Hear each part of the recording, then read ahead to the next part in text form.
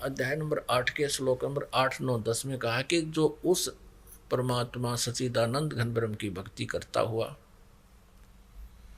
अंत समय में शरीर त्याग कर जाता है और अपने प्राण यानी जीव को, श्वास को बरकुटी के माध्यम में स्थिर कर लेता है, अपने आप हो जाता है। इस भक्ति से अपने आप होगा सब क्रियाएं।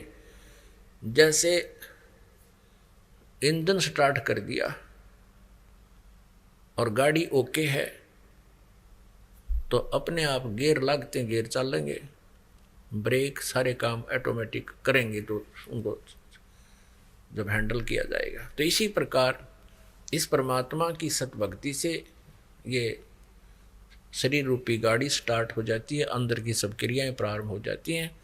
और कहते हैं फिर इस भक्ति के बल से, योग बल से, भक्ति योग माने साधना, इस तीनों जाप के मंत्र की भक्ति की शक्ति से ये त्रिकुटी पर चला जाता है। ये जीव त्रिकुटी पर जब मृत्यु के समय, जब शरीर छूटेगा उसके बाद की बात, अंत समय में फिर वहां जाकर के इन तीनों मंत्रों का वहां हिसाब होगा, जिसके विषय में गीता जी अध्याय नंबर 18 के श्लोक नंबर 66 में कहा है इस गीता ज्ञानदाता ने कि सर्वधर्मान परित्यज माम एकम शरणम व्रज अहम तवा सर्व पापे भयमोक्षामि मा शुच।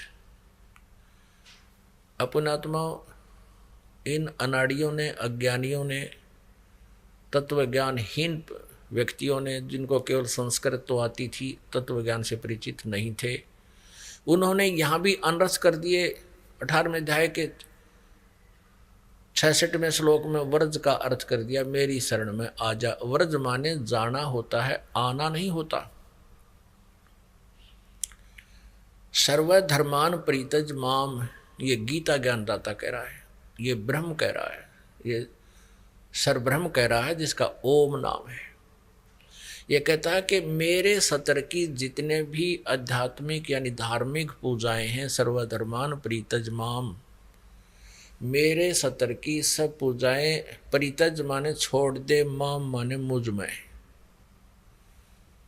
मेरे में, मेरे सतर की जितनी पूजाएं हैं वो सब त्याग दे। एकम शरणम व्रज, एकम अद्वितीय परमात्मा जिसके बराबर दूसरा ना हो, सर्वशक्तिमान उस परम अक्षर ब्रह्म की शरण में व्रज माने जा।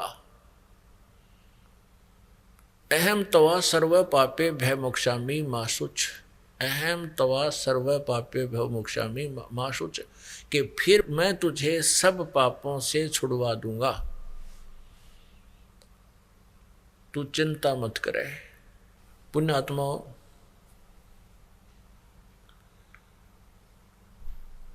अब जैसे ओम तत् सत, इस 3 मंत्र के जाप की कमाई से परमात्मा प्राप्ति होगी।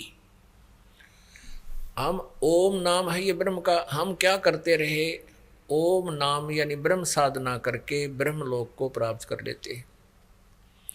ब्रह्मलोक के अंदर इस काल ने बहुत बड़ा छल किया हुआ है। उस ब्रह्मलोक को डिवाइड किया है 5 हिस्सों में। एक तो महा इंद्र बना दिया, जो अच्छी आत्माएं होती हैं वो अपने पुण्य के आधार पर वहां का राजा बन जाता, कंट्रोलर, मैनेजमेंट करने वाला।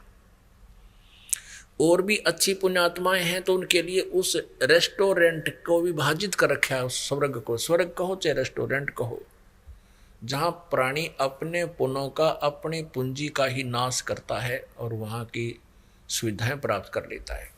इस काल ने उसको डिवाइड किया हुआ है। महा इंद्र का लोक, उसके ऊपर फिर 4 नकली लोक बना रखे हैं। सतलोक नकली, डुप्लीकेट, ऊपर के लोकों की नकल करवा रखी है दुर्गा से, अपनी शक्ति से इसने बनवा रखे।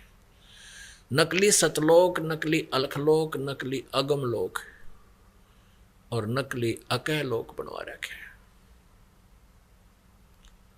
तो जो पुण्यकर्मी प्राणी हैं, जो जिन्होंने ओम नाम का जाप अत्यधिक किया हुआ है, वो ब्रह्मलोक में चले जाते हैं और उस रेस्टोरेंट में अपनी पूंजी खत्म करके वापस जन्म मृत्यु में आ जाते हैं। तो हम ऐसे अपना नाश करते रहे, भक्ति का पुण्यों को स्वर्ग में, महास्वर्ग में नष्ट कर देते, और पाप जो होते थे उनको नरक में भोगते या 84 लाख योनियों में भोगा करते थे। अब परमात्मा के मंत्र से, इस 2 मंत्र के जापते सतनाम से और साथ में सार नाम के प्रभाव से हमारे सभी पाप नष्ट हो जाते हैं, हमारे केवल पुण्य शेष रह जाते हैं, भक्ति शेष रह जाती है। तो हम क्या करते रहे, ओम नाम का जाप तो स्वर्ग में नष्ट कर दिया, बाकी पाप नरक में 84 लाख योनियों की, कुत्ते गधे सूरों की शरीरों को भोगते रहे, हम कष्ट उठाते रहे उन पापों के कारण। यहाँ 18वें अध्याय के 66वें श्लोक में गीता ज्ञान दाता स्पष्ट कर रहा है कि मेरे सतर की ओम नाम की जो साधनाएं पूजाएं हैं, धार्मिक अनुष्ठान पूजाएं हैं, जो धर्म धार्मिक क्रियाएं हैं, या ये यज्ञ आदि है, 5 यज्ञ है, मेरे सतर की हैं ये, इनको मुझ में छोड़ दे, इनका प्रतिफल मत ले मुझसे, क्योंकि हम स्वर्ग में नष्ट करते थे, महास्वर्ग में वेस्ट करते थे, या संसारिक सुख मांगते थे,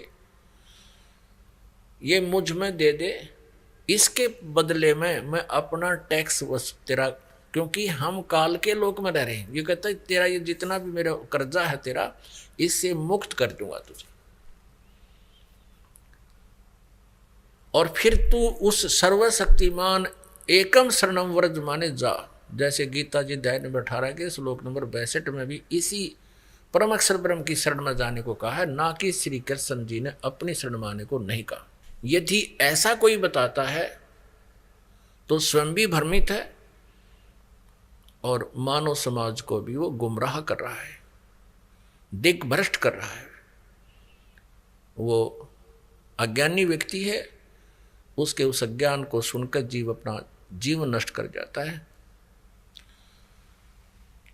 तो यहाँ गीता जी अध्याय नंबर 18 के श्लोक नंबर 66 में कहा कि मेरी सब प्रकार की पूजाओं को मुझ में छोड़कर उस सर्वशक्तिमान शरण की शरण में जा, फिर मैं तुझे यहाँ कुत्ते गधे सुअर नहीं बनाऊंगा, अपनी कैद में नहीं रखूंगा, तुझे बरी कर दूंगा। सीधी सी बात है।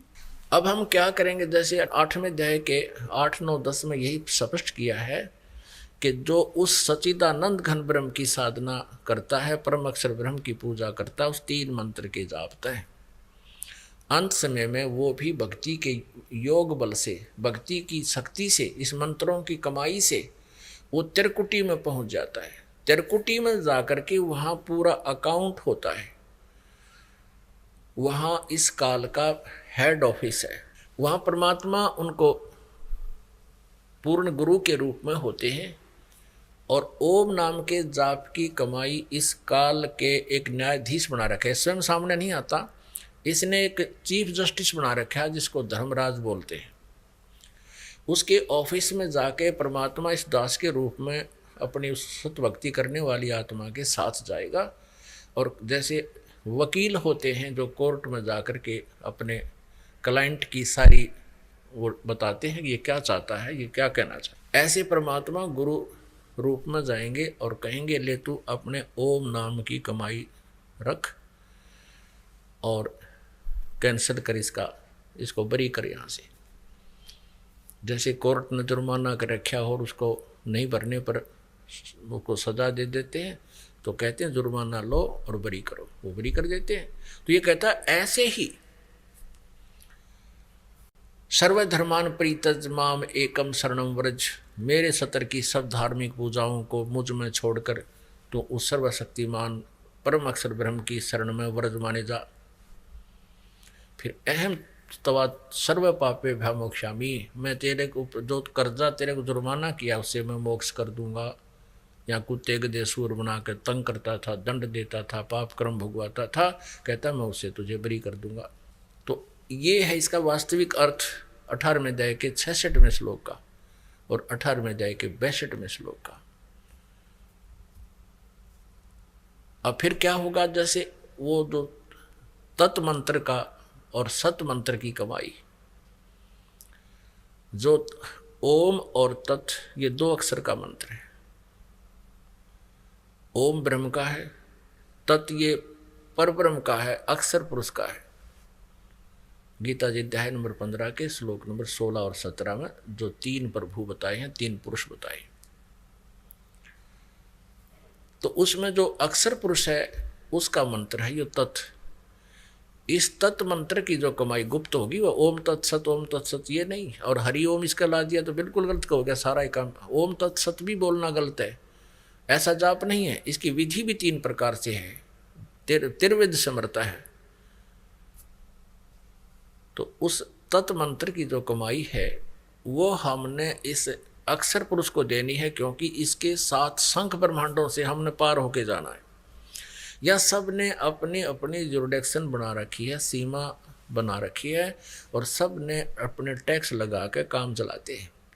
यहाँ सब का यही व्यवस्था है। यहाँ का राजा भी ऐसे ही जनता से टैक्स लेकर ही अपना गुजारा और व्यवस्था सेना वगैरह करता है, और उनके देश से आने जाने का भी कोई व्यवस्था करता है तो वहाँ का भी वो चार्ज लेते हैं।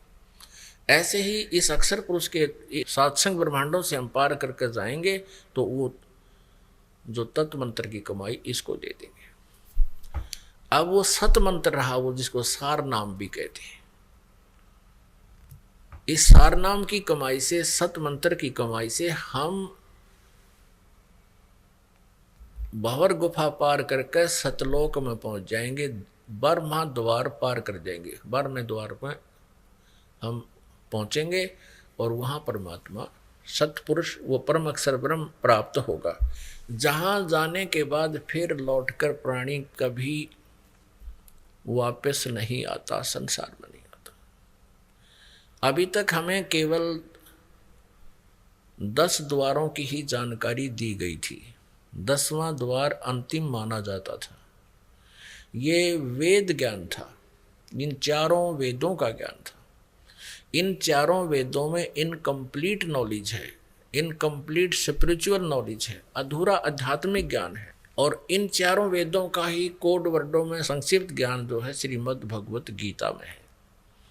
तो श्रीमद् भगवत गीता जी अध्याय नंबर 4 के श्लोक नंबर 34 में ऑप्शन छोड़ दिया है कि तू उस तत्व ज्ञान को तत्वदर्शी संतों से समझ, और वही उस परमात्म तत्व की जानकारी देंगे। इससे भी सिद्ध है कि गीता ज्ञान इनकम्प्लीट है, लेकिन गलत नहीं कह सकते, अधूरा है। और ऐसे ही 4 वेदों का सारांश ये है ही। यजुर्वेद अध्याय नंबर 40 के श्लोक नंबर 10 से लेकर 13 में ये वेद ज्ञान दाता वही है जो गीता ज्ञान दे रहा है, ये ब्रह्म है।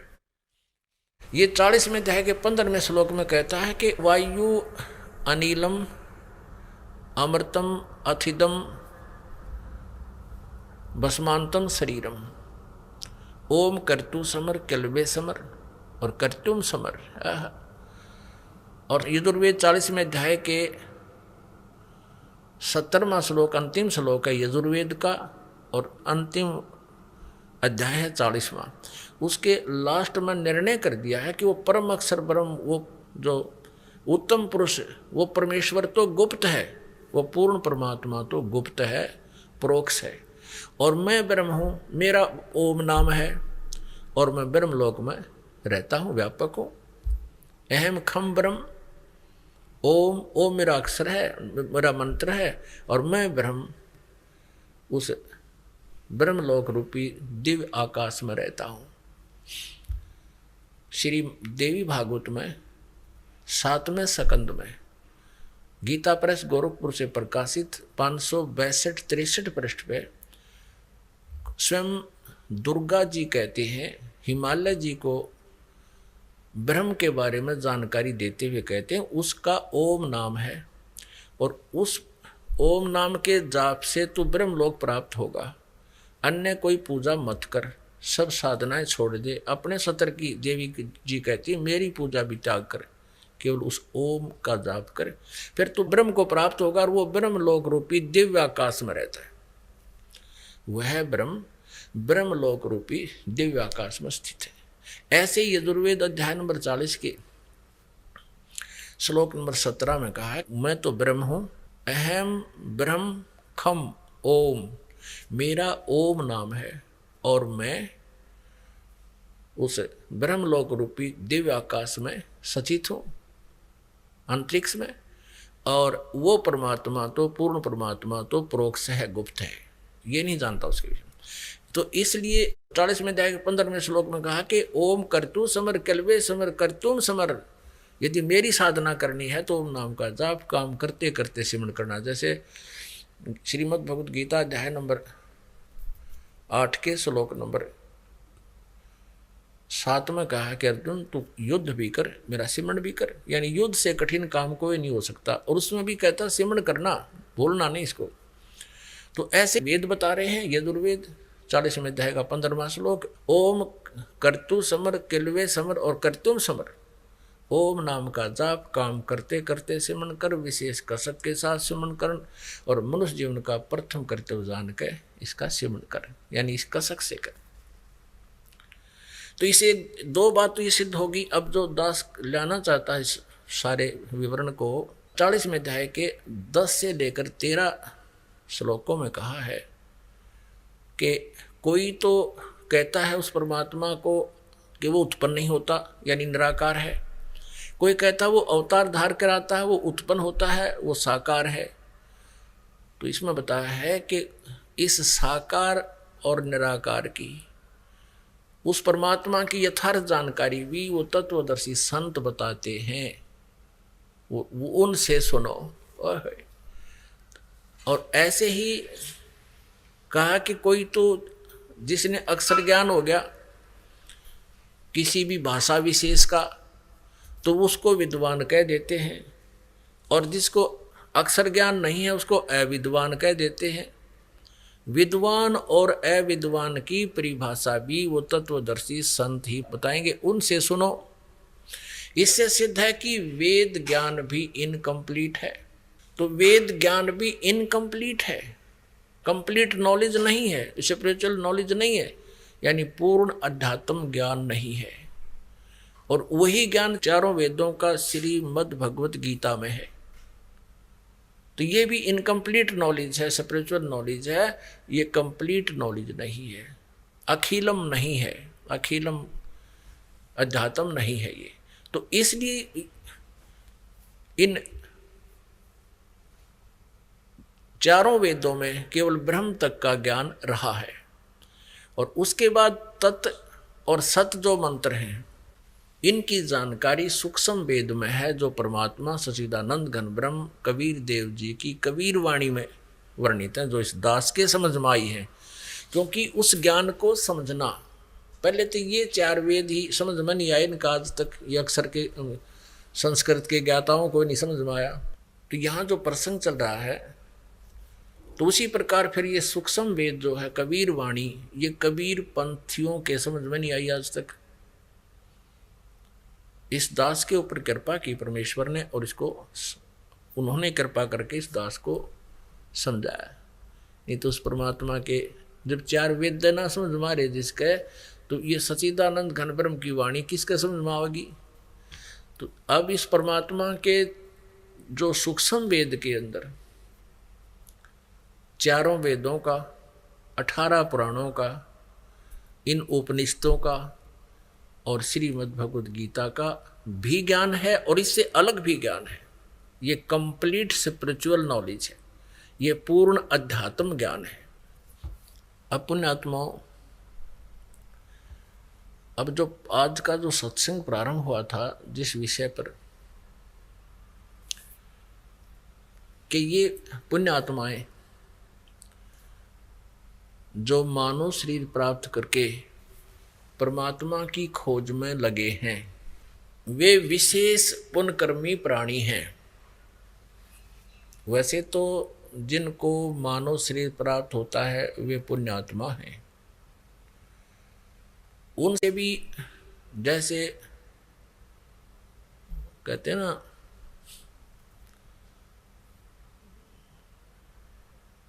उनसे भी जो श्रेष्ठ हैं, उनसे भी जो अच्छी आत्मा है, विशेष अच्छी आत्माएं हैं, वो हैं जो परमात्मा पाने का प्रयत्न कर रहे हैं, मनुष्य शरीर पाक है।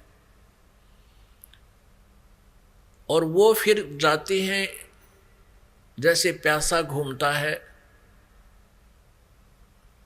पानी की तलाश में, पानी की खोज में, जल की खोज में, और अंत में उसको जल न मिलने से वो प्यास से मर जाता है। ऐसे ही जो प्रभु के प्यासे प्राणी जल स्रोत जानकर, क्योंकि परमात्मा आता है वो संत रूप में आता है, ये पहले से भी आप जी सुनते आए हो। कहते हैं ना जाने किस भेख में भगवान मिल जावे, किस भेष में। मनुष्य शरीर में परमात्मा है और यहाँ भी वो एज इट इज अपने तेज पुंज के शरीर को हल्का करके सरल करके एक यहाँ पर आता है, लीला करता है, अध्यात्म ज्ञान तत्व ज्ञान को बोलता है, समझाता है। तो ये सभी को ये मालूम है आत्मा को कि वो परमात्मा संत रूप में आता है, और जब वो संत रूप में आता है तो वो भगवान उसकी शरण में आने से, उस संत की शरण में आने से उसको विशेष लाभ होता है। और वो परमात्मा यानी पूर्ण ब्रह्म, अब पूर्ण ब्रह्म ओब्लिक पूर्ण संत सतगुरु। अब परमात्मा हमने मानना छोड़ दिया कि भगवान नहीं होता, वो तो परम संत होता है जो प्रभु जैसे गुण रखता है। वो कैसे हमने ये अज्ञान ग्रहण किया? इन अज्ञानियों की अज्ञान सिद्धांत के आधार से। जैसे 11 उपनिषद हैं, इन 11 के 11 उपनिषद में सबके मत भिन्न भिन्न है, अनुभव अलग है, उनके ज्ञान, उनके जाप करने के मंत्र अलग हैं। तो सभी ने ये कहा कि परमात्मा तो निराकार है, और संत जो परम संत होते हैं वो अपनी साधना से उसकी शक्ति ग्रहण कर लेते हैं और फिर वो लाभ देते हैं। ये इन अज्ञानियों की सोच है। परमात्मा वाला लाभ परमात्मा ही दे सकता है। परमात्मा की भक्ति करके कोई भिखारी थोड़ी सी कोई भीख मांग भी लेता है तो वो कितनों को सुख दे सकता है उस भीख से,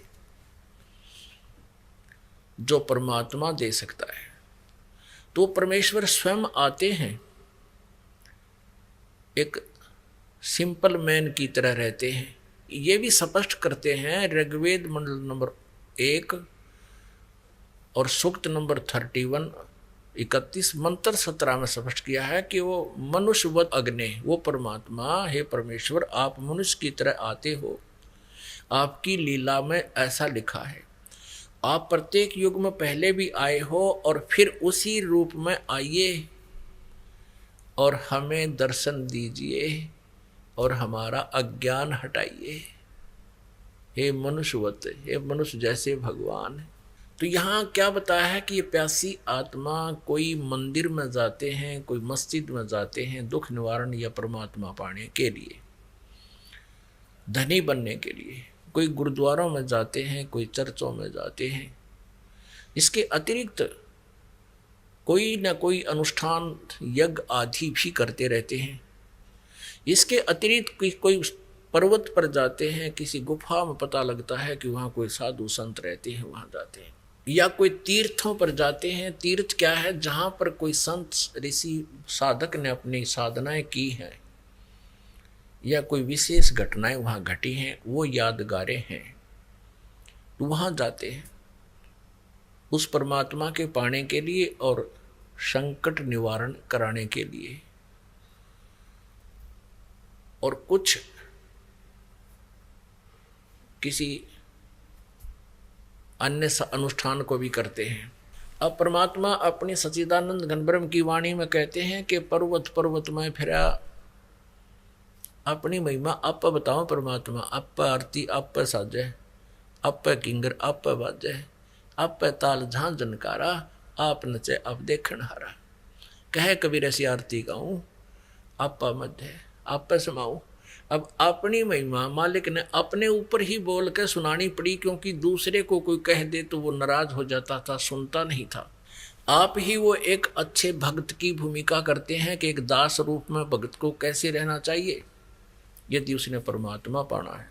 और आप ही एक श्रेष्ठ नागरिक के रूप में लीला करते हैं, और आप ही वो जगत गुरु होते हैं, सतगुरु होते हैं।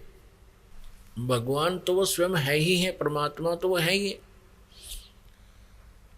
तो क्या बताते हैं, स्वयं ही अपना भेद देने के लिए कहते हैं कि कहाँ तुम घूम रहे हो, कोई पर्वत पे, कोई पहाड़ों पे, कोई गुफाओं में, कहीं कुछ, कहीं परमात्मा के लिए भटक रहे हो। कहते हैं पर्वत पर्वत में फिरा, कारण अपने राम में, राम जैसे संत मिले हैं, जिन सारे सब काम।